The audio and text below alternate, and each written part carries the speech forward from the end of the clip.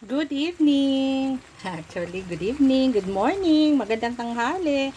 Ito, nagluluto ako ngayon ng aking food. Yes. Ito, yung meat na pang samgyup. Tinanggal ko lang yung fats niyan. So, minarinate ko siya sa soy, paminta, garlic powder, at saka konting patis. Tapos, inano ko siya. Sinotay ko siya hanggang lumabas ang oil. Ganun ang ginawa ko. And then, ito naglagay ako ng bok choy. Ito ang kakainin ko. Ito ang kakainin ko tonight. Ito ang kakainin ko tonight. So,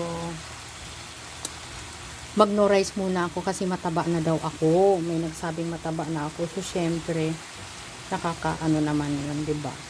Diba? So, yan ang aking food for today. Yan ang aking food. Yan ang aking foodie. So, without oil yan. Niluto ko lang yan sa water. It should be water lang talaga yung paglulutuan natin. And, wag na tayong gumamit ng kung ano-ano pa. Na, diba? So, ayan. Malapit na yan. Mayari. Diba? Ayan, malapit na siya. Ating niluluto. Ating bok choy. So, this one, binili ko lang yan dun sa mga gilid-gilid.